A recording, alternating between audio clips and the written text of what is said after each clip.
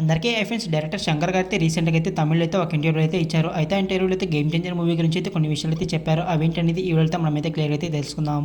Game changer movie వెళ్ళైతే Shankar గారు అయితే satisfy అయితే అవ్వలేదంట. ఎందుకంటే మూవీ యొక్క రెండో వచ్చేసరికి అయితే టోటల్గా అయితే 5 గంటలు అయితే వచ్చిందంట. అయితే మనకైతే చూపించింది కేవలం 2 గంటల 45 నిమిషాలు, అంటే 2 గంటల 15 నిమిషాల యొక్క సీన్లు అయితే డిలీట్ చేశారు.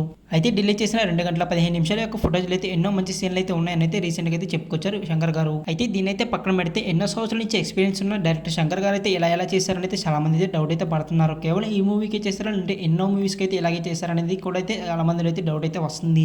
ఈ సినిమా వల్ల అయితే దిల్ రాజు గారికి అయితే చాలా కోట్లు అయితే నష్టం అయితే వస్తుందంటే క్లియర్గా అయితే అర్థమవుతుంది. ఈ సినిమా కోసం అయితే దిల్ రాజు గారు అయితే ఏకంగా అయితే 450 కోట్లు అయితే బడ్జెట్ అయితే పెట్టారు. అంతేకాకుండా అయితే ప్రమోషన్ల కోసం అయితే ఏకంగా అయితే 300 కోట్లు అయితే ఖర్చు పెట్టారు. మనకి చూపించిన 2 గంటల 45 నిమిషాల యొక్క రన్ టైంకి అయితే కనీసం 300 కోట్లు వేసుకున్నా సరే దిల్ రాజు గారు అయితే 150 కోట్లు అయితే నష్టం అయితే వచ్చింది. అయితే ఎన్నో సంవత్సరాల నుంచి ఎక్స్పీరియన్స్ ఉన్న దిల్ రాజు గారు కూడా ఎలా చేశారు, ఇలా ఒప్పుకున్నారు అనేది చాలా మందికి అయితే డౌట్ అయితే వస్తుంది. ఈ యొక్క 150 కోట్లు అయితే మన తెలుగులో అయితే కనీసం 7-8 సినిమాలు అయితే తీయొచ్చు, చిన్న సినిమాలు. శంకర్ గారు సినిమా స్టార్ట్ చేయకముందు స్టోరీ రాసారా, లేదంటే షూటింగ్ అయితే చేస్తున్నప్పుడు అయితే స్టోరీ రాసారా అనేది పెద్ద డౌట్.